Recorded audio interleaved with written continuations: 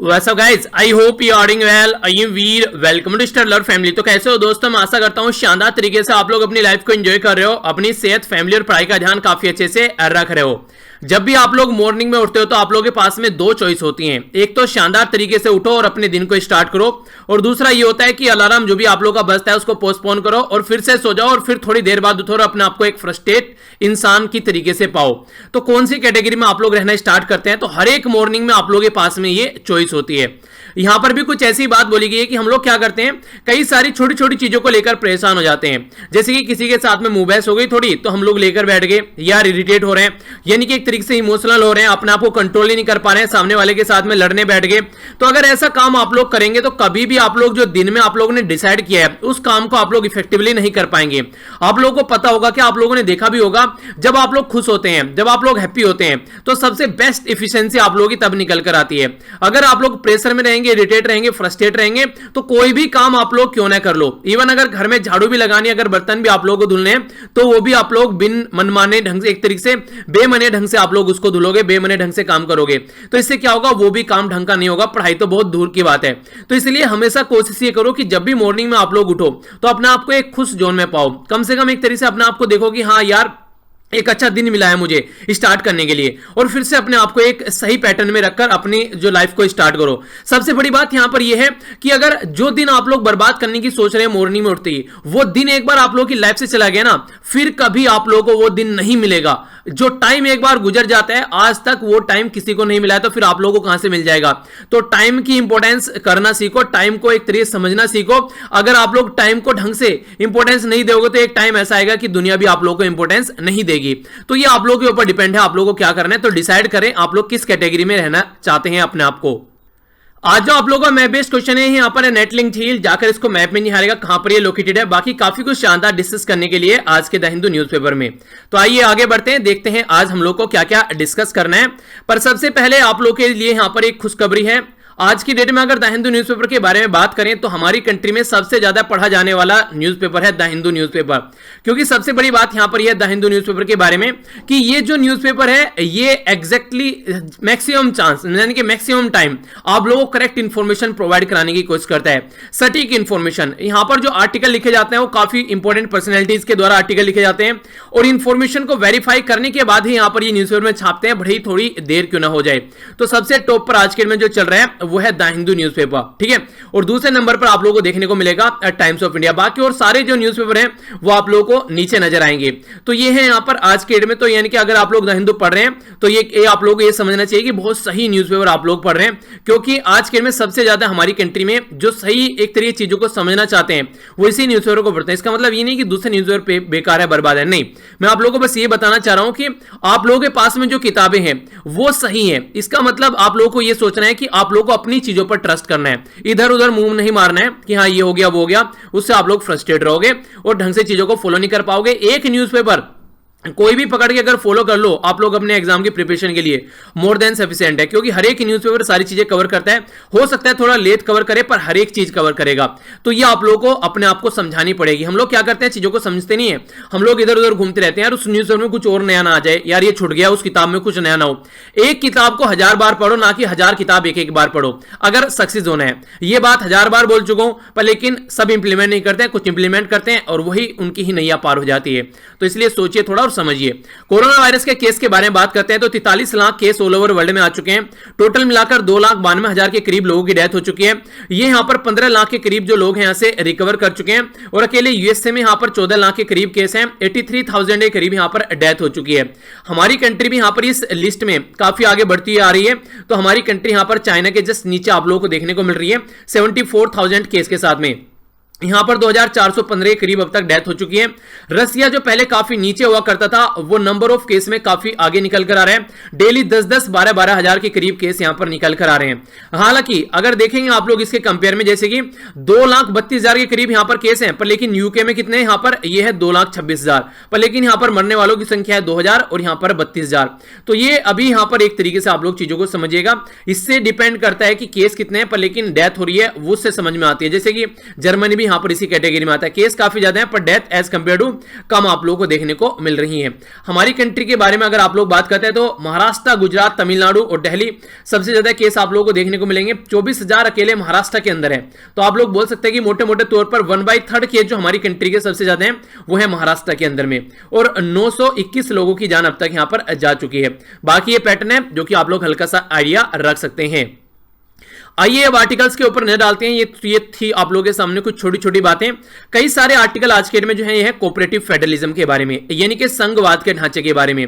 तो इकट्ठा करके इनको डिस्कस करूंगा। यहां पर भी एक तरीके से सेंटर को स्टेट को पैसा प्रोवाइड कराना चाहिए, फाइनेंशियल असिस्टेंस। यहां पर इसी तरीके से ये बात की जा रही है यहां पर किस तरीके से जो आज के डेट में सेंटर गाइड कर चल रहा है स्टेट को, तो क्या वो संवैधानिक सही है?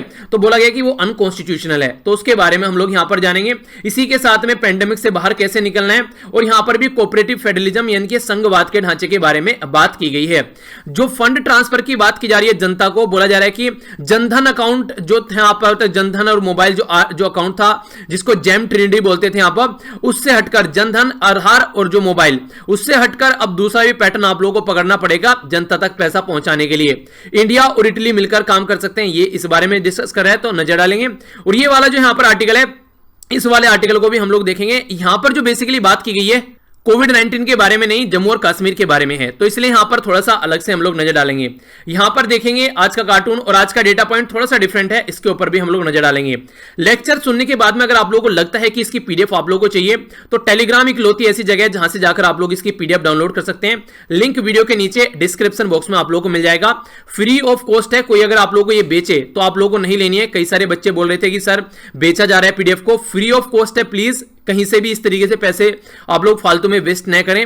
बहुत ही मेहनत से आप लोगों के पेरेंट्स के द्वारा ये पैसे कमाए जाते हैं, ठीक है? तो इसके बारे में ध्यान रखिए। यहां पर जो है बेसिकली जो माइग्रेंट वर्कर है उसके बारे में फिर से चीजों को दिखाने की कोशिश की जा रही है। इनको कोई भी सपोर्ट यहां पर प्रोवाइड नहीं कराई जा रही है। आप लोगों को पता है कल प्राइम मिनिस्टर मोदी जी शाम को 8 बजे के करीब उन्होंने बोला कि हमारी कंट्री में आने वाले टाइम में 10% हम अपनी जीडीपी का खर्च करने वाले हैं, यानी कि लगभग 10% का मतलब है कि 20 लाख करोड़ हम लोग अपनी जीडीपी का खर्च करने वाले हैं। पर लेकिन कहीं पर भी यहां पर अलग से पैकेज की बात नहीं कही गई है माइग्रेंट वर्कर्स के लिए। तो एक तरीके से दिखाने की बात की जा रही है कि कोई भी सपोर्ट अब तक यहां पर माइग्रेंट वर्कर को नहीं देखने को मिल रहा है। सबसे ज्यादा प्रॉब्लम इनको फेस करनी पड़ रही है। यहां पर आप लोगों ने देखा होगा ट्विटर पर कई सारी पिक्चर ये शेयर की गई थी इनके बारे में, तो वही बात दिखाने की कोशिश यहां पर की जा रही है कि आज के डेट में सबसे ज्यादा प्रॉब्लम अगर कोई झेल रहा है तो वो है माइग्रेंट वर्कर, और जिनको ये बोला गया है कि ये जो वर्कर है हमारी कंट्री की इकोनॉमी की नींव है। हालांकि ये एक अच्छा स्टेप आप लोग बोल सकते हैं जो गवर्नमेंट के द्वारा अनाउंस किया गया 20 लाख करोड़, यहां पर ये 10% हमारी जीडीपी का। अच्छी बात यहां पर ये अभी यहां पर यूएसए के द्वारा भी कुछ ऐसा ही किया गया, यूनाइटेड स्टेट ऑफ अमेरिका के द्वारा अपनी जीडीपी का 10% उनके द्वारा यहां पर अपनी कंट्री में जो भी उनकी कंट्री में जो खासकर जो सेक्टर है, खासकर मैन्युफैक्चरिंग की बात कर लीजिए या जो भी इकोनॉमिक एक्टिविटी है उसको बढ़ाने के लिए, जॉब प्रोवाइड कराने के लिए, वो सब चीजें स्टार्ट की गई हैं। जो कल जो यहां पर मोदी जी के द्वारा ये जो स्पीच दी गई, इसमें सबसे अच्छी बात जो लगी वो लगी यहां पर सेल्फ रिलायंस, यानी कि इन्होंने बोला है कि जो हमारी कंट्री में मेक इन इंडिया प्रोजेक्ट है उसके ऊपर हम लोगों को फोकस देकर चलना है। और यही मैंने आप लोगों को कई सारे आर्टिकल में बताया था कि पोस्ट कोविड-19 यानी कि कोरोना वायरस जिस दिन खत्म होगा उसके बाद में सबसे ज्यादा कंट्री का जो फोकस रहेगा वो रहेगा अपने ऊपर डिपेंडेंसी। रीजन उसका क्या है? रीजन सीधा सीधा आप लोग समझ सकते हैं आज के डेट में चाइना के ऊपर डिपेंडेंसी। जब से यहां पर चाइना के अंदर से कोविड-19 निकल गया, सारी कंट्री की जो कंपनी है बड़ी बड़ी, उनके सबके मैन्युफैक्चरिंग बेस चाइना के अंदर थे। तो यहां पर डिपेंडेंसी इतनी ज्यादा हो गई कि जैसे ही चाइना के अंदर लॉकडाउन लगा पूरे ऑल ओवर वर्ल्ड में सप्लाई चेन ब्रेक हो गई। इवन और तो दूसरी चीज तो छोड़िए, मोबाइल के बिना जी लेगा इंसान, टीवी के बिना, फ्रिज के बिना काम चला लेगा, पर लेकिन ये सोचे कि अगर उसको बीमारी में दवाई ही नहीं मिल रही है, यानी कि मैन्युफैक्चरिंग जो बेसिकली एक्टिविटीज थी दवाइयों की भी, वो भी मैक्सिमम चाइना के अंदर ही होती है। अगर हमारी कंट्री में भी अगर आप लोग यहां पर दवाइयां बनाते हैं जेनरिक जिनको मेडिसिन बोलते हैं, उसके लिए भी जो रॉ मटेरियल हम लोग लेकर आते हैं वो चाइना से ही लेकर आते हैं और फिर उसको अलग अलग एरिया में हम लोग दवाई को सप्लाई करते हैं। तो इतनी ज्यादा डिपेंडेंसी किसी पर्टिकुलर कंट्री पर, कहीं ना कहीं अगर कोई लड़ाई भी हो तो नेशनल सिक्योरिटी को भी एक तरीके से खतरा हो सकता है, वो ये सप्लाई चेन ब्रेक कर सकता है। तो ऑल ओवर वर्ल्ड यही समझ रहा है कि अपने ऊपर डिपेंडेंसी रखनी है, बाहर के ऊपर जितना कम हो सके उतनी कम डिपेंडेंसी रखनी है, ये सबसे अच्छा यहां पर रहेगा। तो ये आप लोग लाइफ में भी इंप्लीमेंट कर सकते हैं। किसी भी पर्सन के ऊपर ज्यादा डिपेंडेंट होना सही बात नहीं है। आप लोग अपनी खुद के ऊपर डिपेंड रहिए, किसी की हेल्प कर सकते हैं, हेल्प जरूर कीजिए, पर लेकिन आप लोगों को किसी के ऊपर इतना डिपेंडेंट नहीं होना चाहिए कि उसको आप लोगों को एटीएम के पिन कार्ड नंबर सारे, आप लोगों को फेसबुक अकाउंट, व्हाट्सएप सारे उसको आप लोगों ने नंबर अपने दे रखे हैं, ये अगर किसी भी यार दोस्त के साथ में ऐसी यारी दोस्ती आप लोग करेंगे तो जिस दिन भी मौका मिलेगा उसी दिन वो धोखा देगा आप लोगों को और उसी दिन आप लोगों को बर्बाद करेगा। तो इसलिए अपनी सिक्योरिटी अपने हाथ में है यहां पर ये, ठीक है। तो ये चीजें आप लोगों को रखनी है, यानी कि अपने घर वालों के अलावा बाहर किसी के ऊपर भी आप लोगों को ज्यादा ट्रस्ट नहीं करना है। तो यही बात बोली जा रही है, अपनी कंट्री में ही हम लोग को मैन्युफैक्चरिंग एक्टिविटी करनी है, बाहर के ऊपर डिपेंडेंसी हम लोग को नहीं रखनी है। तो ये एक अच्छी बात आप लोग यहां पर बोल सकते हैं और एक अच्छा स्टेप यहां पर ये उठाया जा रहा है, ठीक है। तो आइए आगे बढ़ते हैं।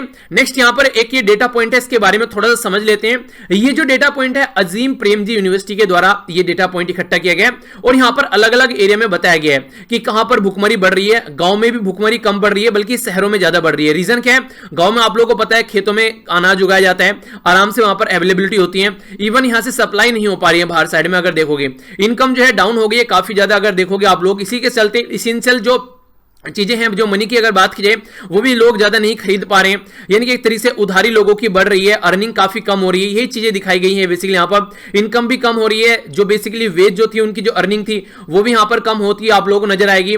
इसी के साथ में जो खासकर अगर बात करें फार्मर जो है वो अपनी हार्वेस्ट जो है उनको बेच नहीं पा रहे हैं मार्केट में, ये भी प्रॉब्लम यहां पर देखने को मिल रही है।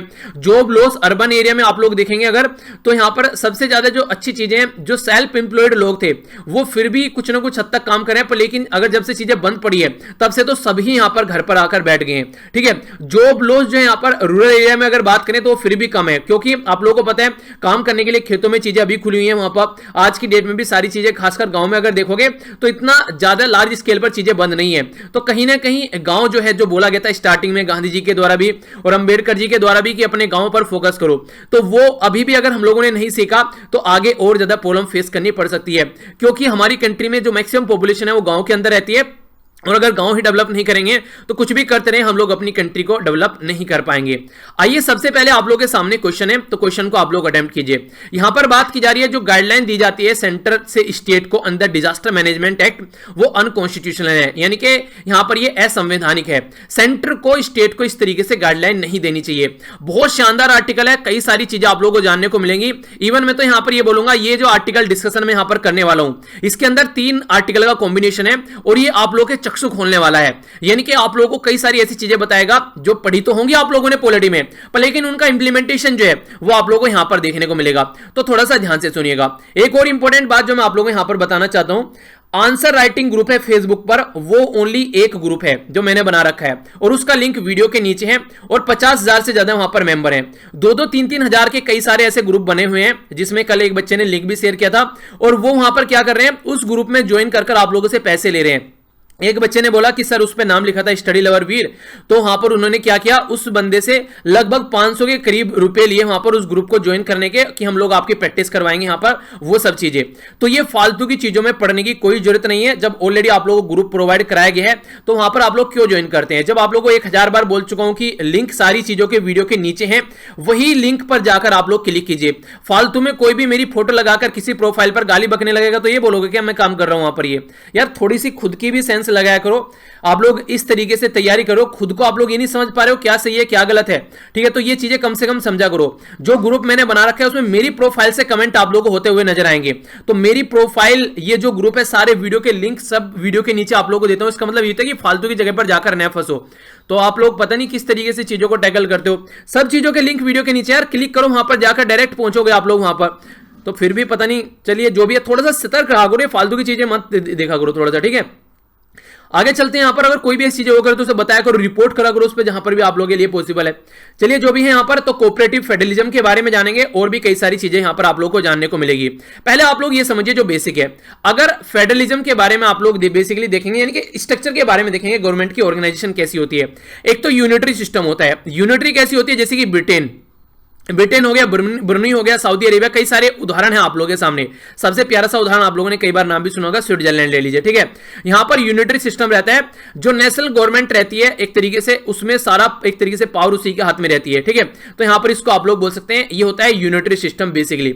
नेक्स्ट जो होता है यहां पर होता है फेडरल स्ट्रक्चर। फेडरल स्ट्रक्चर कैसा होता है, जैसे यूएसए आप लोग बोल सकते हैं, हालांकि यूएसए में थोड़ा सा अलग भी पैटर्न आप लोगों को देखने को मिलेगा। मैक्सिको हो गया, अपनी कंट्री का उदाहरण ले लीजिए यहां पर, ठीक है। हमारी कंट्री में क्या है, हमारी कंट्री में आज के में 28 स्टेट हैं अगर फेडरल सिस्टम के बारे में आप लोग बात करते हैं तो, ठीक है। तो इस तरीके से आप लोग समझिए 28 स्टेट हैं और 8 यूनियन टेरिटरी हैं, ठीक है। तो इसके चलते अगर आप लोग देखेंगे 9 नहीं है 8 है, ये भी चेक कर लीजिएगा। कई सारे बोलते हैं सर 9 थी 8 कैसे होगी, 8 हो गई है भैया, चेक कर लो, ठीक है। तो यहां पर क्या है, फेडरल सिस्टम है, सेंटर के हाथ में पावर एक तरीके से होती है और ये सारे कनेक्ट में रहते हैं। इसका मतलब ये नहीं कि स्टेट गवर्नमेंट सेंट्रल गवर्नमेंट के अंडर काम करती है, नहीं, स्टेट गवर्नमेंट इंडिपेंडेंटली है, ठीक है। तो यहां पर सेंट्रलाइज जो पावर रहती है वो सेंट्रल अथॉरिटी के हाथ में रहती है, तो एक तरीके से वो आप लोगों को यूनिटरी सिस्टम देखने को मिलेगा। पर लेकिन जब फेडरल सिस्टम में आप लोग बात करेंगे, सेंटर की अलग पावर होती है और स्टेट की अलग पावर होती है। यहां पर एक ऐसी चीज है जहां पर स्टेट जो है वो ज्यादा पावरफुल हो जाते हैं, जैसे कि आप लोग यूएसए की बात करते हैं। यूएसए में कई सारे राज्य ऐसे हैं जो कि प्रेसिडेंट को ये बोल देते हैं कि आप लोग यहां पर एंट्री नहीं करेंगे किसी पर्टिकुलर पर्पज को लेकर, या ये चीजें आप लोग यहां पर इंप्लीमेंट नहीं करेंगे। तो कई जगह ऐसी देखने को मिलेगी, जैसे यूरोपियन यूनियन के अलग अलग जो मेंबर हैं, तो एक तरीके से उनमें ज्यादा पावर है as compare to combined European Union, ठीक है। तो यानी कि वो है तो ये है, ये नहीं है तो वो नहीं है। कहने का मतलब ये, अगर स्टेट है तो कंट्री है, इसका मतलब ये नहीं कि अगर स्टेट नहीं होंगे तो यहां पर इसका मतलब कंट्री का अस्तित्व खत्म है। यानी कि यूरोपियन यूनियन में से अगर सब बाहर निकल जाए तो यूरोपियन यूनियन नहीं रहेगा। तो एक ऐसा सिस्टम आप लोगों को देखने को मिलता है, ठीक है। तो ये इस तरीके का सिस्टम आप लोगों को देखने को मिलता है, जिसे आप लोग यहां पर कॉन्फिडरेट स्ट्रक्चर आप लोग बोल सकते हैं। इसको आप लोग अपनी कंट्री पर ज्यादा फोकस दीजिए। हम लोग फेडरल स्ट्रक्चर के बारे में बात करेंगे, जिसको हिंदी में आप लोग संघवाद का ढांचा बोलते हैं। तो इसके बारे में हम लोग समझने की कोशिश करेंगे। काफी ध्यान से सुनिएगा, कई सारी बातें आप लोगों को जानने को मिलेंगी और वो ऐसी बातें होंगी जो कि नॉर्मली आप लोग किताबों में लिखी हुई नहीं मिलती हैं। सबसे पहले आप लोग ये समझिए, हमारी कंट्री में सेंट्रल गवर्नमेंट है। सेंट्रल गवर्नमेंट ने कोविड-19 यानी कि कोरोना वायरस को टैकल करने के लिए टॉप डाउन अप्रोच लेकर चली है। टॉप डाउन अप्रोच का मतलब क्या होता है, सेंट्रल गवर्नमेंट ने गाइडलाइन दी स्टेट को और स्टेट को वो चीजें फॉलो करनी पड़ रही है। ये वही टॉप डाउन अप्रोच है जिसकी अप्रोच के खिलाफ हमेशा हमारी कंट्री के प्राइम मिनिस्टर मोदी जी रहा करते थे जब प्लानिंग कमीशन हुआ करती थी। प्लानिंग कमीशन में क्या करती थी, सेंट्रल गवर्नमेंट नीचे गाइड करती थी उनको और उसको उसी के हिसाब से काम करना पड़ता था। यानी कि एक जूता दे दिया सबको और सारे राज्यों को इसी में अपना पैर फिट करना है, जबकि पैर का साइज अलग अलग है। तो ये प्रॉब्लम थी यहां पर। तो हमेशा मोदी जी बोला करते थे कि ऐसा नहीं करना चाहिए, हम लोगों को अलग पैटर्न में लेकर चलना चाहिए, नीचे से यहां पर आइडिया आने चाहिए और ऊपर वालों को उनको इंप्लीमेंट करने के लिए फंड देना चाहिए। उसी के चलते यहां पर जो बनाया गया, यहां पर ये नीति आयोग निकल कर आया हमारी कंट्री में, ठीक है। तो नीति आयोग जो निकल कर आया हमारी कंट्री में, ये प्लानिंग कमीशन से उल्टी अप्रोच लेकर चलता है। ये बात करते हैं यहां पर, क्या करता है, बॉटम से अप अप्रोच लेकर चलता है। यानी कि नीचे से विचार लेकर आओ, हमको बताओ, फिर हम लोग उसको इंप्लीमेंट करने के लिए फंड देंगे। तो यहां पर इस तरीके से आप लोग बोल सकते हैं, उसको हम लोग इंप्लीमेंट करेंगे। यानी कि ऊपर बैठे हुए यहां पर सारी बातें नहीं बताएंगे, नीचे से भी अगर कोई अच्छा विचार आएगा तो उसको इंप्लीमेंट करेंगे। तो प्लानिंग कमीशन और नीति आयोग में एक लाइन में अगर आप लोगों से कोई पूछे, प्लानिंग कमीशन था टॉप डाउन अप्रोच का और जो नीति आयोग है वो है बॉटम अप अप्रोच का। पर लेकिन जिस अप्रोच का ये एक तरीके से हवाला अब तक दिया करते थे, वही अप्रोच इन्होंने यहां पर उल्टी कर दी। यानी कि प्लानिंग कमीशन को हमेशा नेगेटिव बोला करते थे, पूरे कोविड-19 से लड़ने के लिए आज के डेट में यही अप्रोच फॉलो करके चल रहे हैं। यानी कि सेंटर जो है वो अपने हिसाब से लेकर चल रहा है स्टेट को, जो कि गलत है। 3 लॉकडाउन लग चुके हैं, लॉकडाउन 1, लॉकडाउन 2 और लॉकडाउन 3। तीनों लॉकडाउन यहां पर किसके बेस पर लगाए जाए हमारी कंट्री में, तो ये होता है disaster management act 2005। Disaster management act के हिसाब से ये लॉकडाउन लगा रखे हैं और ये डिजास्टर मैनेजमेंट एक्ट यहां पर सेंट्रल गवर्नमेंट का है। इसको इंप्लीमेंट करने की बात की जाती है हर एक स्टेट गवर्नमेंट में और उनको इनकी जो गाइडलाइन है वो फॉलो करने को बोली जाती है। जो भी पब्लिक रिस्ट्रिक्शन लगाएंगे, जो भी सारी चीजें होंगी, तो स्टेट को यहां पर मानना ही मानना पड़ेगा, ये बात बोलता है सेंटर। इंपॉर्टेंट बात यहां पर यह, डिजास्टर मैनेजमेंट को इंप्लीमेंट करने का काम कौन करती है हमारी कंट्री में, वो करती है होम मिनिस्ट्री। अगर आप लोग बात करें यहां पर सेंटर जो डायरेक्ट करता है स्टेट को, यहां पर ये इस तरीके से नई नई गाइडलाइन लेकर आ रहे हैं। जैसे आप लोगों ने देखा होगा कि कई तरीके से जैसे रिस्ट्रिक्शन लगाई गई है। रिस्ट्रिक्शन क्या कर सकते हैं, अगर कोई राज्य है तो वो रिस्ट्रिक्शन इंक्रीज तो कर सकता है अगर कोई प्रॉब्लम हो रही है, पर लेकिन अगर प्रॉब्लम नहीं है वहां पर उस पर्टिकुलर एरिया में, तो उसको डिक्रीज नहीं कर सकता। डिक्रीज करने का काम कौन करेगा, रिस्ट्रिक्शन को, वो करेगा सेंटर। यानी कि एक तरीके से यहां पर ये भी पावर राज्य से छीन ली। जैसे कि इसका उदाहरण मैं आप लोगों को देता हूं, बड़ा ही प्यारा सा उदाहरण है। 3 जोन क्रिएट किए गए, एक को बोला गया ग्रीन जोन, एक को बोला गया ऑरेंज और एक को बोला गया रेड जोन।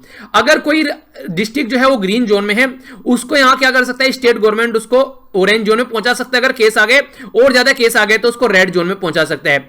अगर यहां पर केस कम हो गए तो ये ऐसा नहीं कि इसको फिर रेड जोन से ऑरेंज में पहुंचा दे और ऑरेंज से ग्रीन में पहुंचा दे, ये पावर राज्य के हाथ में नहीं है।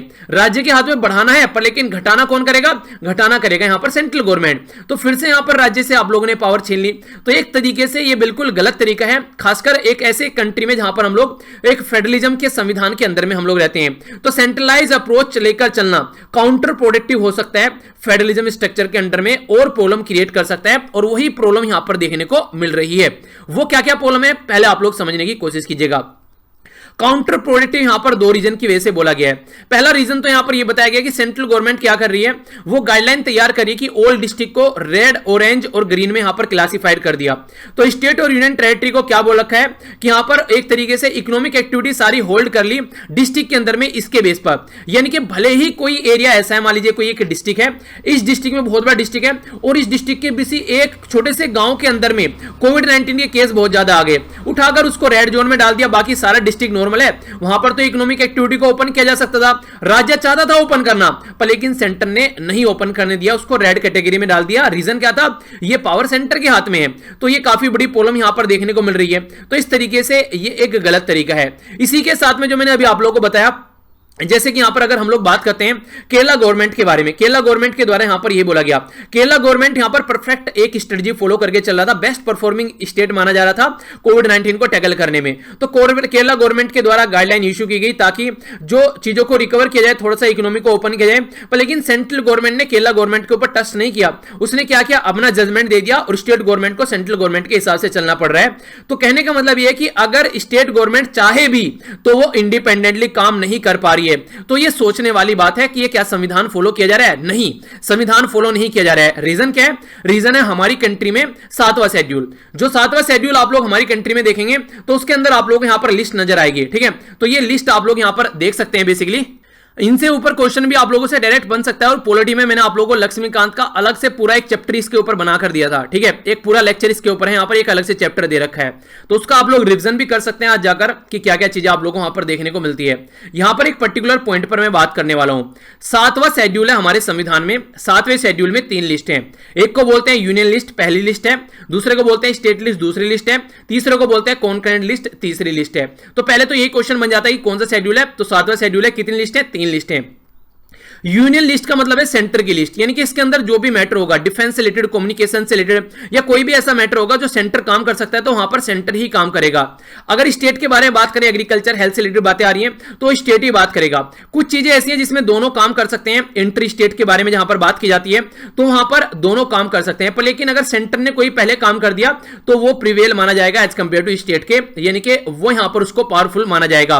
कुछ ऐसी चीजें भी हैं जो ना तो इसमें होगी ना इसमें होगी, उसको माना गया रेजिड्यूरी सब्जेक्ट। आप लोगों ने देखा होगा, मान लीजिए आप लोग ऐसा करें जैसे 5 हो गया, ठीक है, तो 5 को अगर आप लोग 2 से डिवाइड करेंगे तो क्या हो गया, 2 दूनी 4 हो गया यहां पर, ठीक है। तो इस तरीके से क्या हो गया यहां पर, तो ये एक तरीके से एक अवशेष बच गए यहां पर, तो इस तरीके से आप लोग बोल सकते हैं।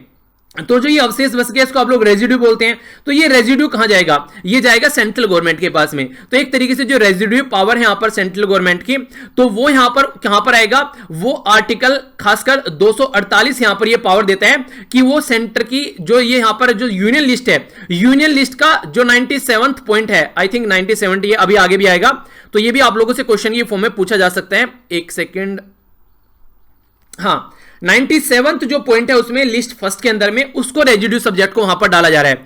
तो इनडायरेक्ट वे में क्या हो गया, इनडायरेक्ट वे में यहां पर ये सेंट्रल गवर्नमेंट के अंडर में पहुंच गया और रेजिड्यू सब्जेक्ट की कैटेगरी में आ गया।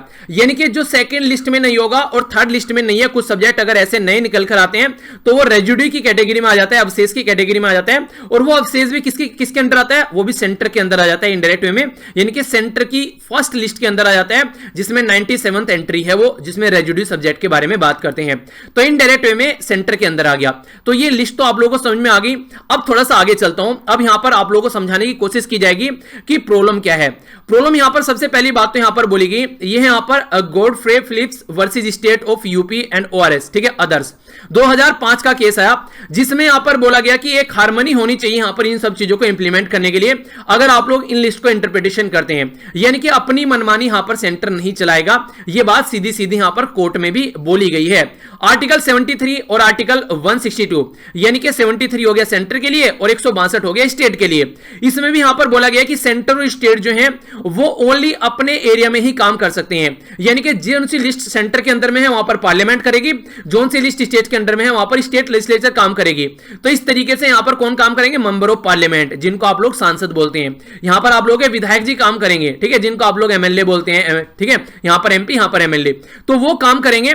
तो इस तरीके से लो यही बना पाएंगे, यानी कि एक दूसरे के एरिया में नहीं घुसना है। ये डायरेक्ट यहां पर आर्टिकल भी साफ साफ बोल रहे हैं। अब बात करते हैं डिजास्टर मैनेजमेंट एक्ट, जिसके बेस पर लॉकडाउन लगा रखा है। डिजास्टर मैनेजमेंट एक्ट जो है यहां पर, ये सबसे पहले आप लोग देखेंगे ना तो मेंशन किया गया सेकंड लिस्ट में, यानी कि स्टेट की लिस्ट में, और ना ही मेंशन किया गया थर्ड लिस्ट में, यानी कि आप लोग बोल सकते हैं कॉन्करेंट लिस्ट में। तो ये कहां पर मेंशन है? ये कहीं पर भी मेंशन नहीं है, और ना ही स्पेसिफिकली यहां पर स्पेशली जो डील करते हैं यहां पर ये particular entry, no does any particular entry, जो कि स्टेट लिस्ट में भी आप इसको जो सेंटर की लिस्ट है उसमें भी नहीं देखने को मिलेगा। तो फिर कहां हो गया? किसी के अंदर में नहीं है, तो सीधा सीधा कहां हो गया? ये हो गया रेजिड्यू सब्जेक्ट, यानी कि एक्स्ट्रा हो गया ये। तो डिजास्टर मैनेजमेंट का जो एक्ट है यहां पर ये एक तरीके से जो इनेक्ट किया गया ये रेजिड्यू पावर है, यानी कि लिस्ट के अंदर किसी के अंदर डायरेक्ट नहीं है। यहां पर ये आर्टिकल 248 जो है इसके तहत लिस्ट 1 में 97 है, जो कि रेजिड्यू माना जाता है, यानी कि किसी भी लिस्ट में अगर नहीं आएगा तो ये अवशेष है, इनडायरेक्ट वे में सेंटर के अंदर में आ जाएगा। ठीक है, कहीं तो रखना पड़ेगा ना, अगर कहीं पर नहीं है तो सेंटर के अंदर आ जाएगा। कोई नई प्रॉब्लम आ गई, जैसे मान लीजिए पहले साइबर वॉरफेयर की प्रॉब्लम नहीं हुआ करती थी, तो लॉज हमारी कंट्री में नहीं थे उससे रिलेटेड। अगर कल को कोई साइबर अटैक हो रहा है तो उसके बारे में किसी को नहीं पता है कि इसका क्या करना था अब तक। अब तो चीजें हो चुकी हैं डील, तो यहां पर रेजिड्यू की कैटेगरी में उसको डाला जाता है, कोई नई प्रॉब्लम निकल कर आती है।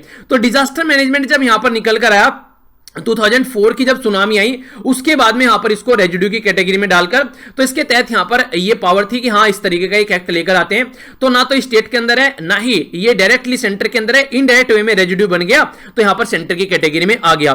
तो एक ऐसा एक्ट जो यहां पर इस तरीके का एक्ट है, जो कि यहां पर रेजिड्यू पावर है, ऐसा एक्ट क्या यहां पर ये पेंडेमिक के साथ में डील कर सकता है? क्या इसको इंप्लीमेंट किया जा सकता है? तो उसको समझिए। डिजास्टर मैनेजमेंट जो एक्ट है ये अलाउ करता है सेंटर को कि गाइडलाइन दे स्टेट को कि कैसे आप लोग यहां पर बीमारी के साथ में लड़ना है।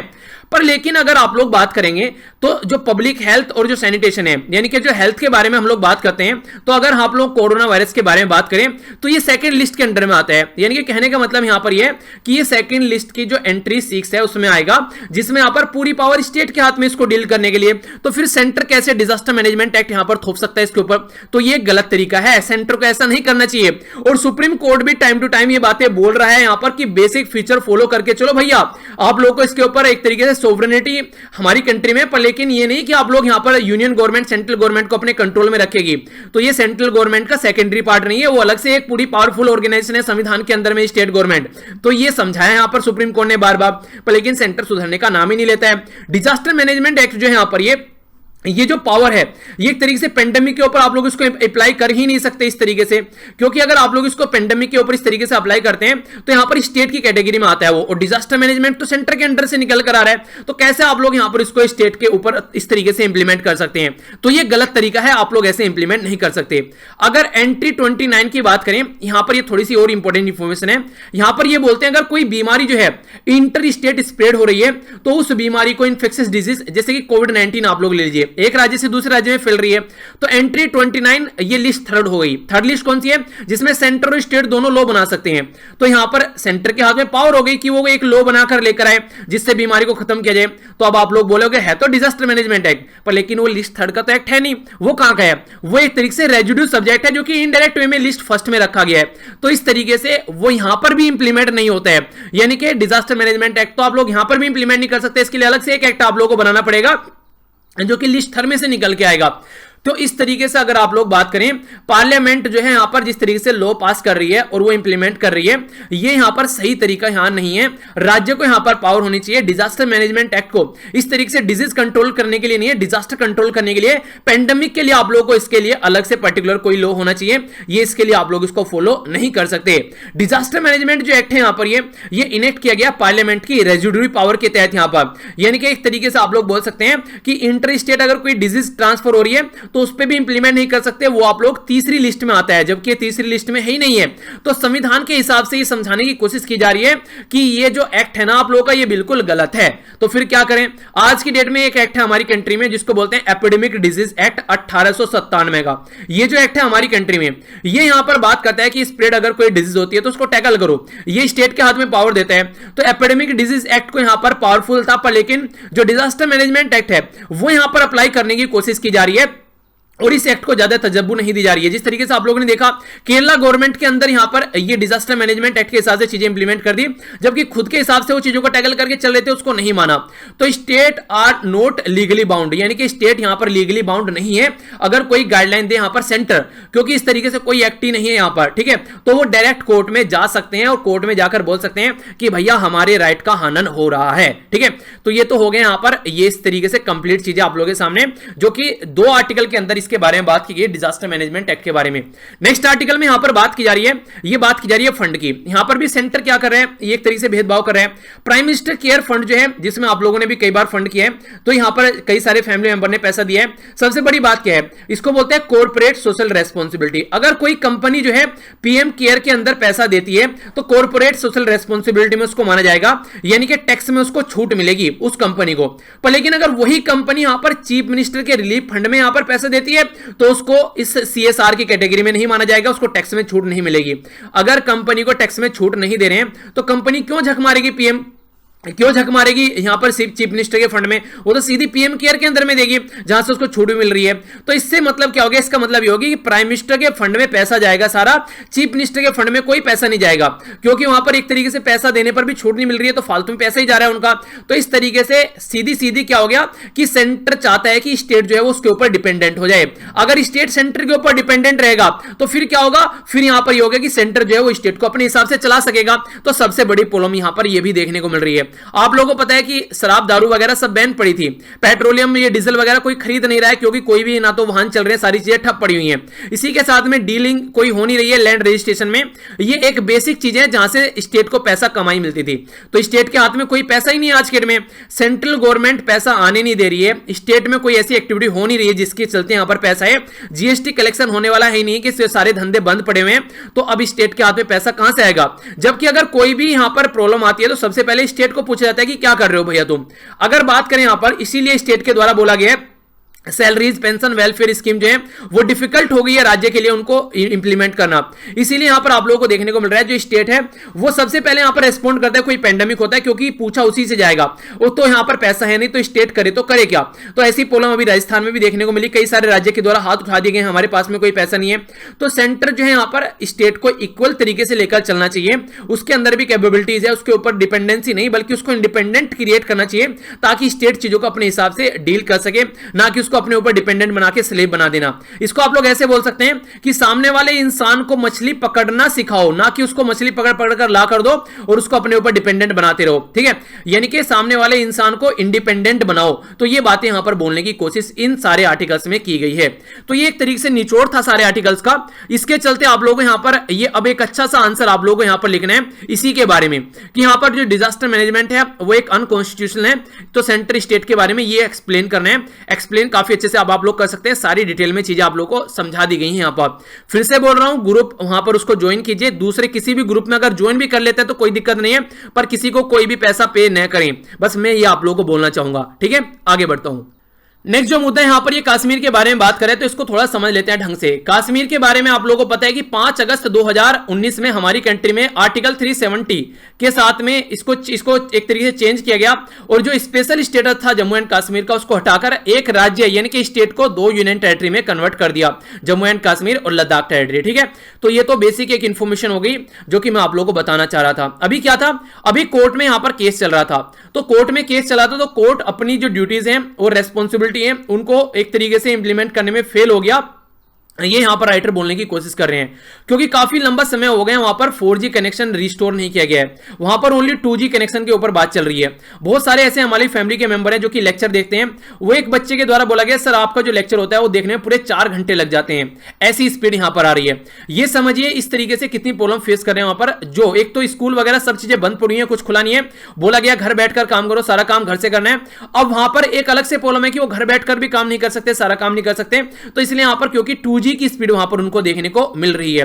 2G की स्पीड मैंने आप लोगों को बताई थी, जब मैंने कितना ज्यादा झेला था 2G की स्पीड को जिस टाइम पर जब अंडमान निकोबार घूमने गए थे, तो उस टाइम पर मैंने आप लोगों को बताया था उस टाइम पर कि किस तरीके से मैंने लेक्चर अपलोड किए हैं, जैसे तैसे करके 5-5 घंटे भी लगे हैं मुझे एक लेक्चर को अपलोड करने में।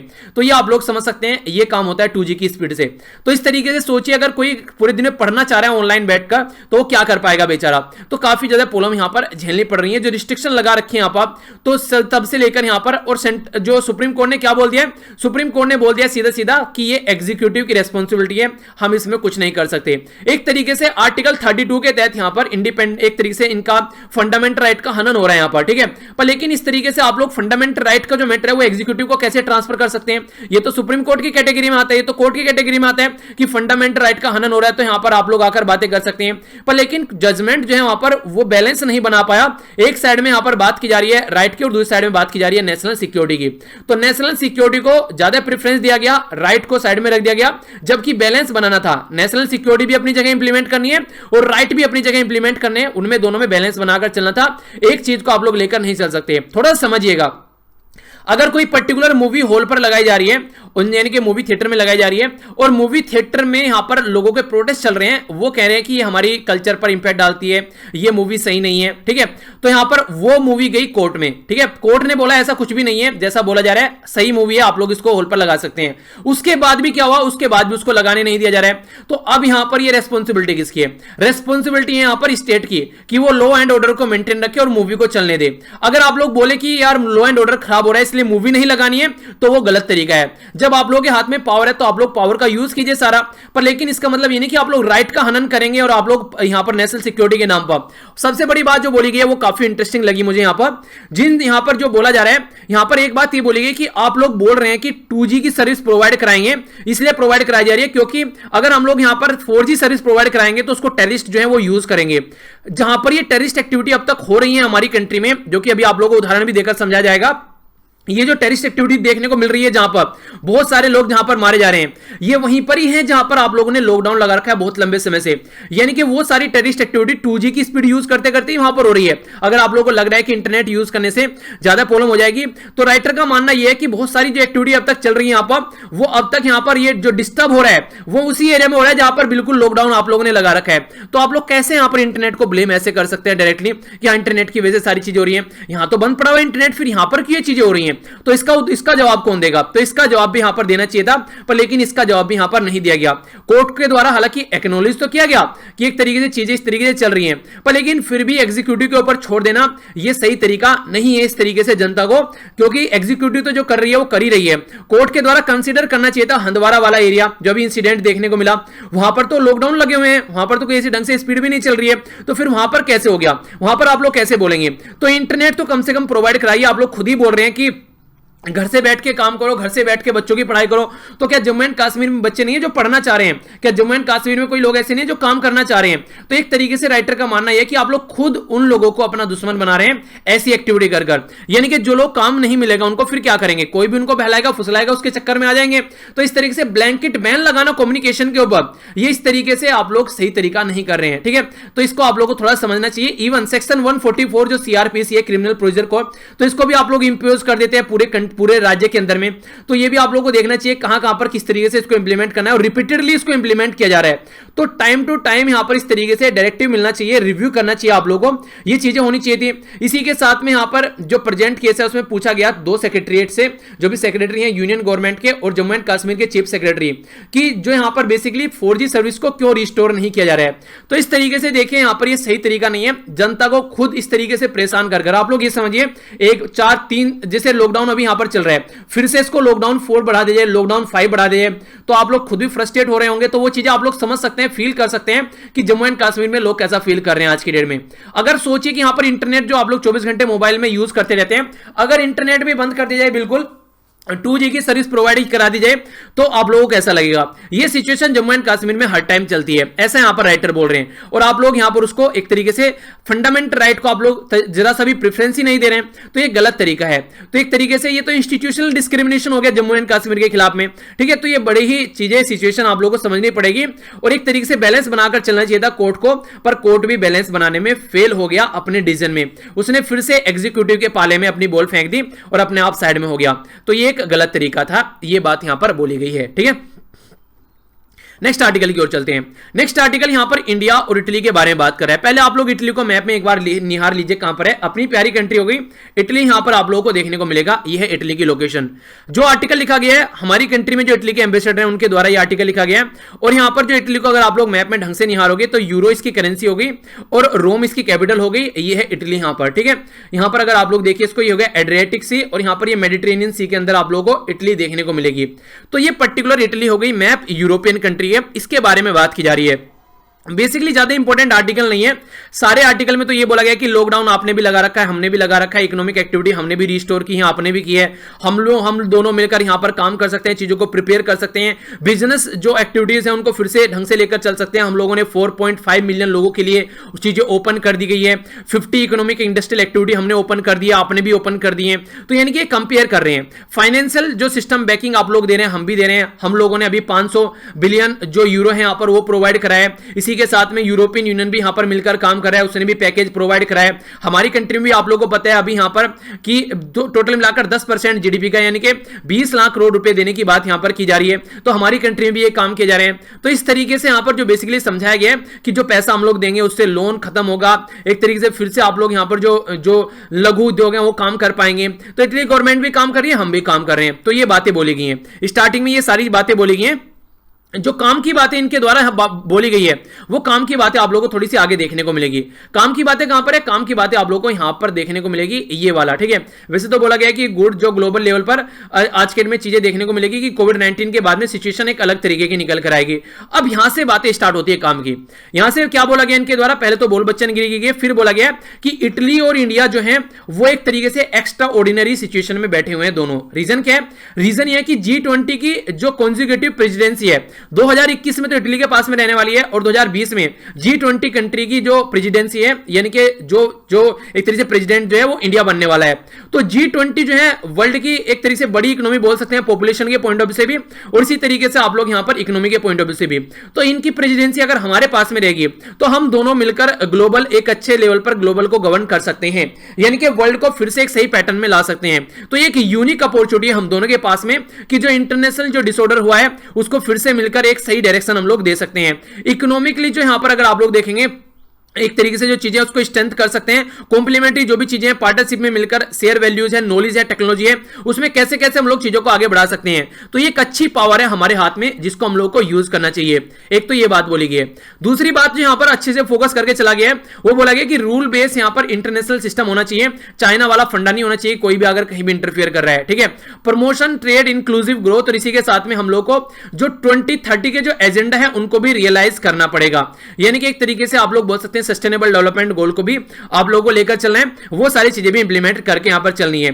तो मल्टीलेटरल सिस्टम होना चाहिए, ऐसा नहीं कि किसी पर्टिकुलर एक चीजों को ही लेकर चलना है। तो सस्टेनेबल, इक्विटेबल और ड्यूरेबल, यानी कि लंबे समय तक टिकने वाला, इक्विटेबल होना चाहिए और सस्टेनेबल होना चाहिए। सस्टेनेबल का मतलब क्या होता है, आप लोग भी चीजों को यूज कर ले और आने वाली जनरेशन भी चीजों को यूज कर ले, तो सस्टेनेबल तरीके से काम करना है।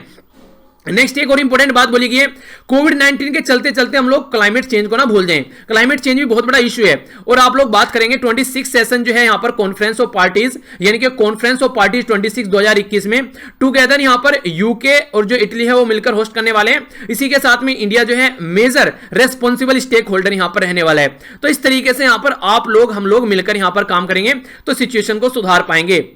इसी के साथ में बायलैटरली और मल्टीलेटरल लेवल पर जो डायलॉग हैं उनको लेकर हम लोग चल सकते हैं। इनोवेशन और सस्टेनेबिलिटी के बारे में भी बात कर सकते हैं। तो यहां पर इनोवेशन और सस्टेनेबिलिटी का मतलब क्या है, दोनों टर्म को समझाया गया है। इनोवेशन यानी कि अगर कोई नई नई खोज आप लोग करो, जैसे कोविड-19 की दवाइयां खोजी जा रही हैं, तो एक न्यू नॉर्मल सेट करने के लिए हम लोग को आइडियाज मेथड लाने पड़ेंगे ताकि इससे बाहर कैसे निकलना है। और सस्टेनेबिलिटी के लिए बड़ी ही शानदार बात बोली गई है, इनके द्वारा बोली गई है कि we did not inherit the earth from our ancestor, यानी कि हमारे जो इंसेस्टर है, हमको ये जो देखो बेसिकली सीधे सीधे शब्दों में बताऊंगा ताकि आप लोग चीजों को समझें।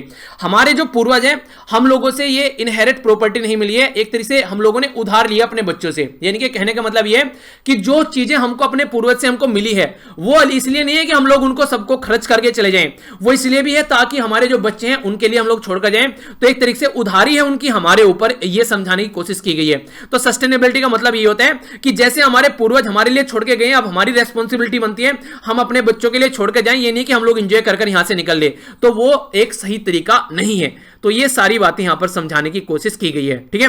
तो ये था पूरा आर्टिकल, आई होप कि आप लोगों ने इसको अच्छे से एंजॉय किया होगा। तो पहला डिजास्टर मैनेजमेंट के बारे में पूरा समझा हम लोगों ने, दूसरा जम्मू एंड कश्मीर के बारे में, और तीसरा यहां पर ये पूरा फोकस दिया गया।